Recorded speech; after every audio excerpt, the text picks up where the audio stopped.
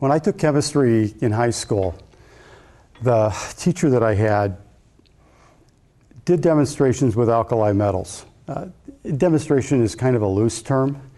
He periodically would whip a chunk into the sink and we'd hear it blow up when it went down inside the drain. But it did pique my interest. And certainly when I became a chemistry teacher, working with alkali metals was one of the things that I thought would be kind of fun to do. If we look very quickly at the periodic table, and we look at the alkali family, lithium, sodium, potassium, rubidium, cesium, and francium, hydrogen's up there on top. It really doesn't belong in that family. But the rest of these guys chemically are so very, very similar. And if we look at that chemistry, it really gets across the concept that, you know what, those columns on the periodic table really do have some meaning. When I started, we had a great big jar of potassium. We had a great big jar of sodium. We had 3 great big jars of lithium. And the chunks that we had were, I don't know, something on the order of about the diameter of my wrist for the sodium. The potassium ones were, maybe the size of a broom handle and about that long. The newest one that we had probably was purchased around 1950. They all had coatings on the outside of them, and what was actually in the jar was a bit suspect. If in your laboratory you have containers like that with big chunks of crusty looking sodium or potassium, I really suggest that you spend some time looking up how to safely dispose of it and get rid of that stuff. It's not safe to work with.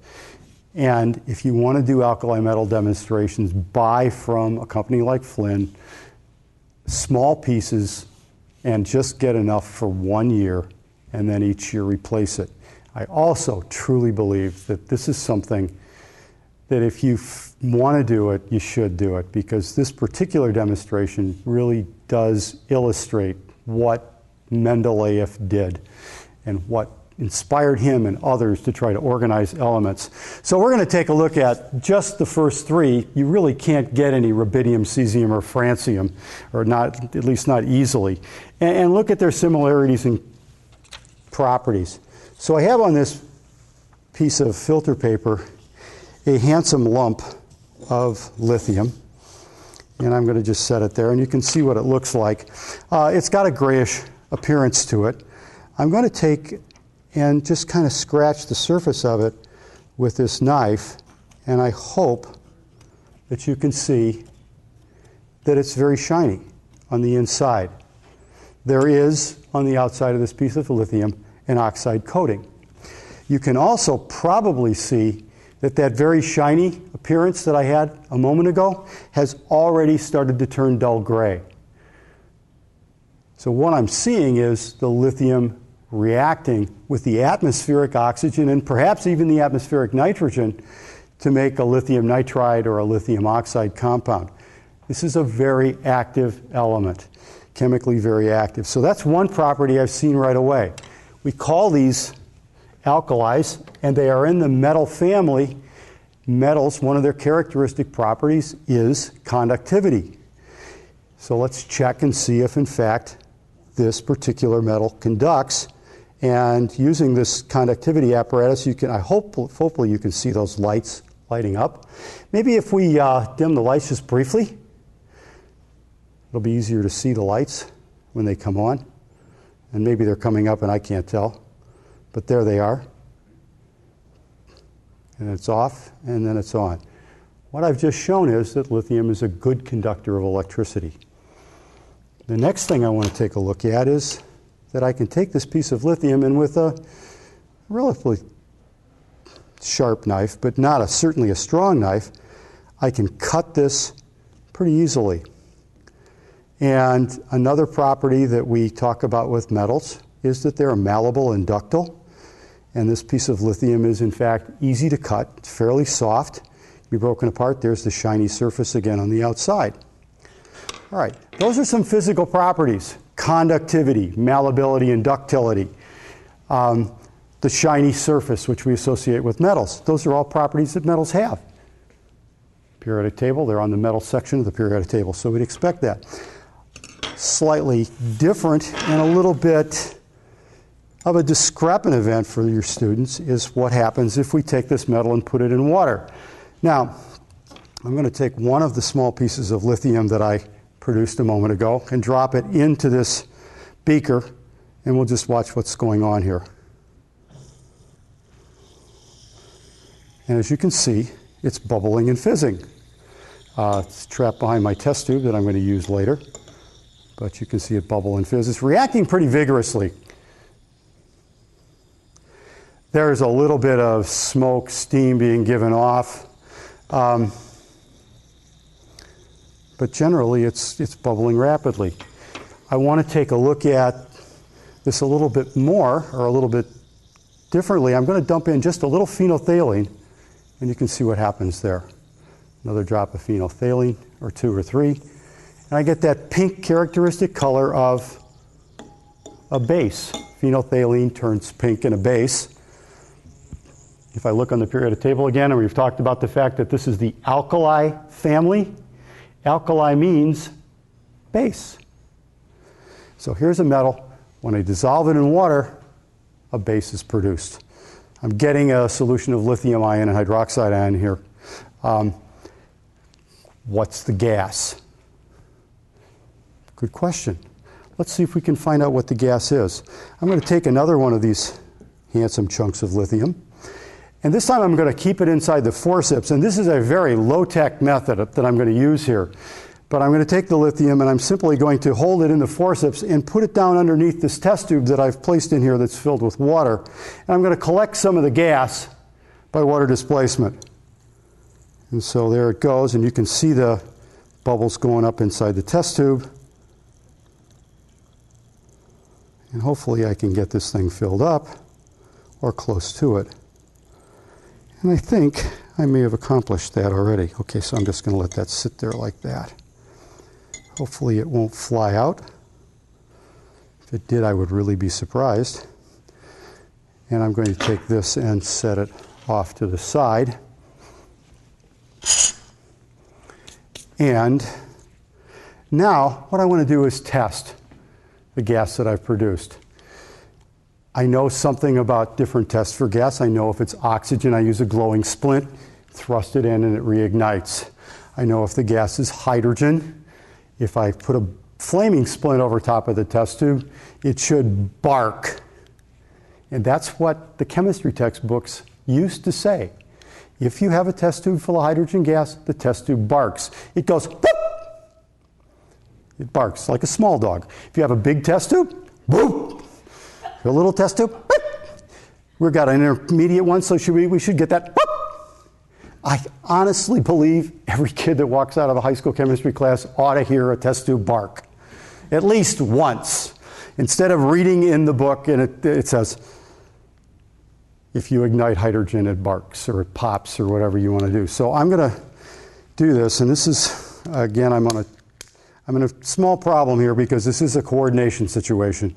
I've got to get the flame over top of the test tube fairly quickly. I'm going to keep it inverted, hydrogen's lighter than air, bring it up, and then hopefully bring the thing right next to it, and we'll listen and see what happens. So let's go. Oh, what a pathetic bark. I'm hurt by that. I'm deeply hurt by that. I think we're going to try that again.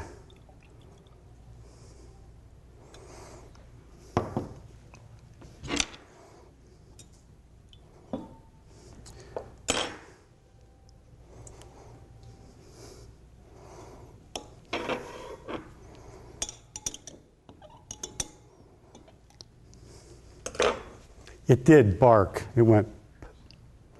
I just barely heard it, but certainly not enough to make me happy.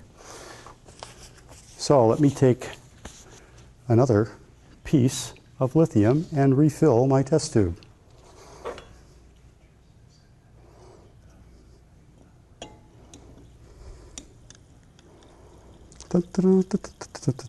I'll tell you, it's fast. There we go. Okay. I'll set this aside. Whoops, don't go anywhere. Come back. We'll try this one more time. And hopefully this time I will get a nice bark as I lift it out. So here we go.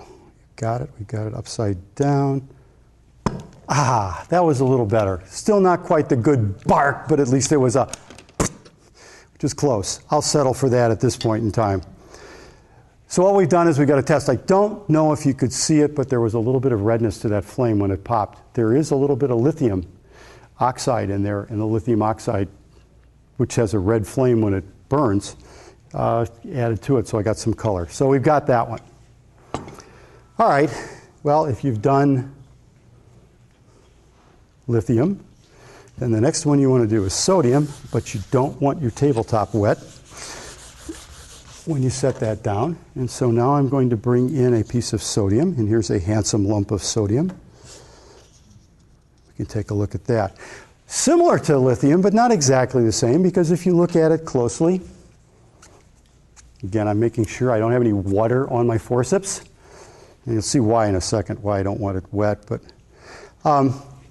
here's my piece of sodium. Nice looking little chunk. It also isn't shiny.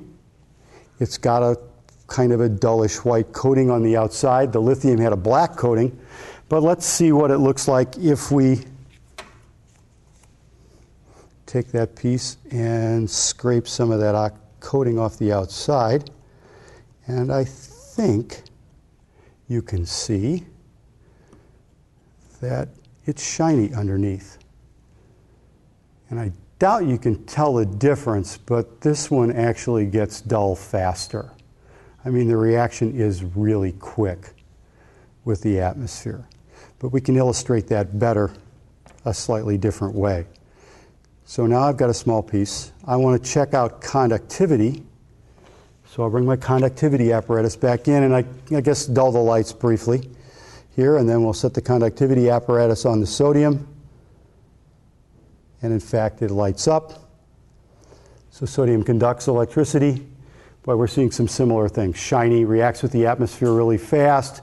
In terms of malleability and ductility, I can actually squash this with my forceps. It'll smash, but it's really easy to cut it. You can see how easily the knife goes into the piece of sodium, and I can bend it off to the side. So sodium is very soft, quite malleable, quite ductile, and so very similar to the lithium, but maybe even a little bit more so in many of its characteristics, but very, very, very much the same.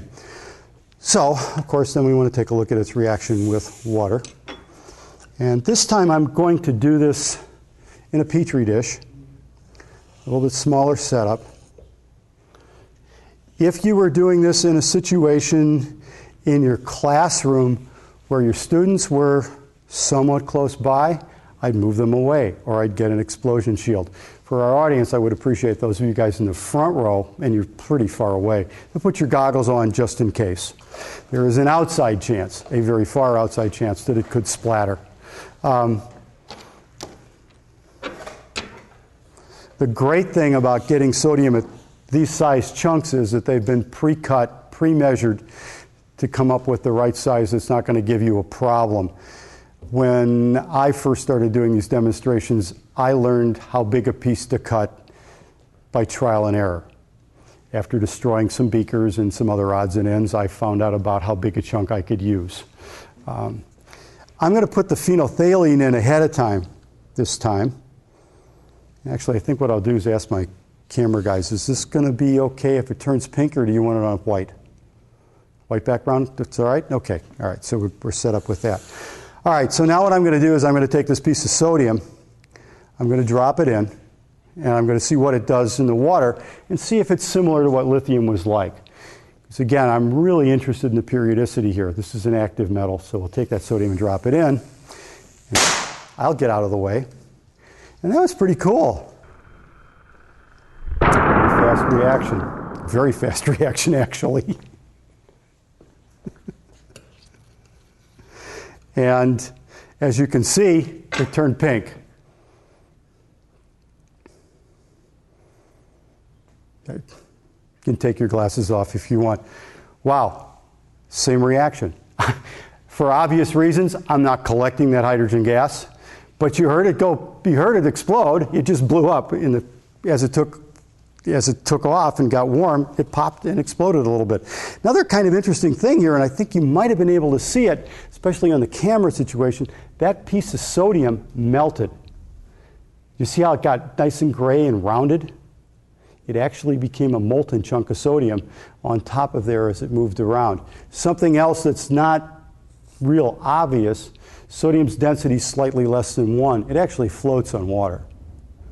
Although in this case, it was held up not only by the fact that it's a little bit less dense than water, but also by the fact that the hydrogen gas that was being produced was underneath the sodium.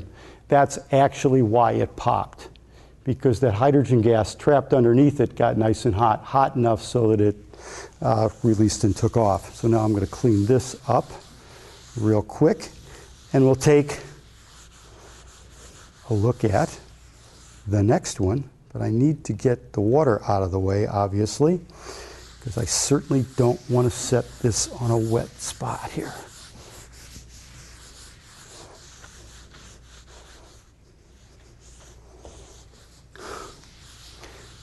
And I want to make sure that my forceps have been dried off. And so now I have a handsome piece of potassium to take a look at. Looks a lot like the sodium did. Make sure my knife is dry. Let's see if we can scratch the surface of it. And in fact, the surface does scratch and get shiny. The reality here is, and I don't know if this is coming out on the screen up there or not, but I can see it because of where I'm at. As I cut this thing and I see it get shiny, it almost gets dark before the knife passes it. That's just unbelievable. It's so quick. And so we're looking at something that looks like it's going to be even more reactive than it was before. Let's check conductivity real quick. We'll bring in our conductivity apparatus, maybe dim the lights a touch, and we'll look at that, and hey, there it is. We'll try it again. There it lights up. Potassium is a good conductor of electricity.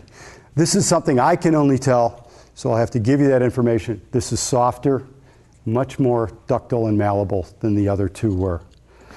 And finally, we're going to take a look at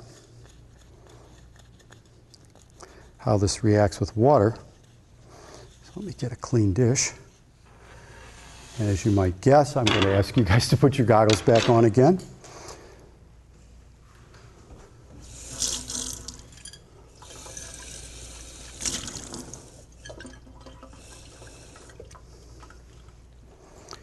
And I'll set this down right here. Now I will tell you something ahead of time. My experience has been that sodium is more likely to pop than potassium is. I'm not quite sure why, but it's more likely to do it.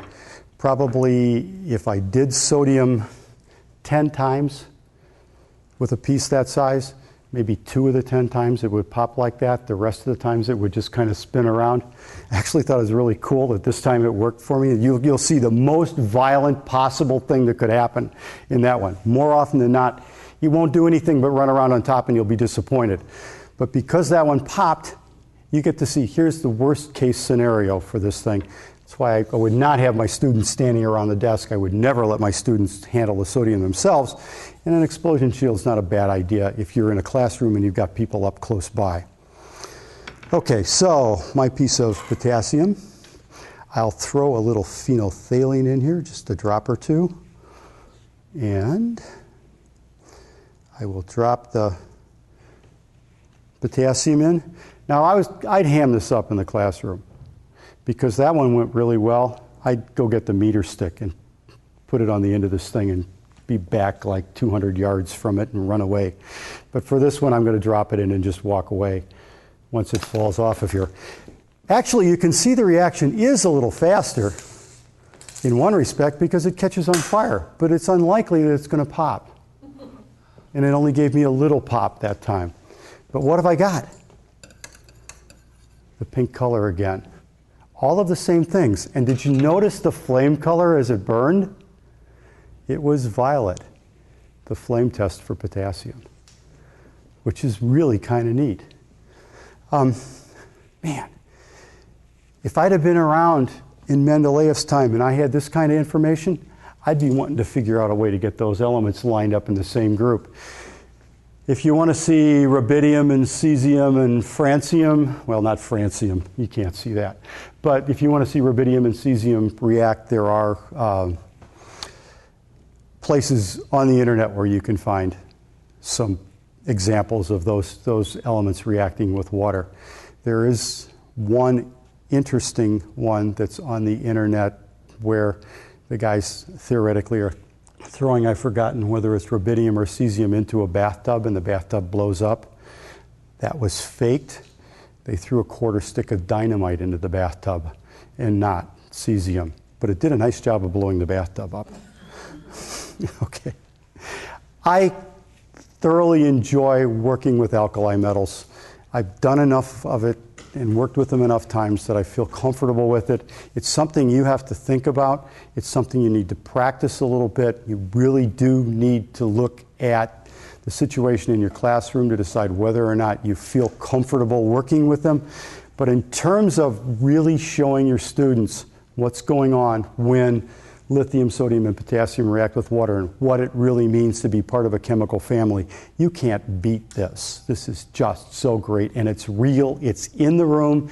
It's not on videotape. But it's something you need to practice with, and you need to think about the safety. Thank you.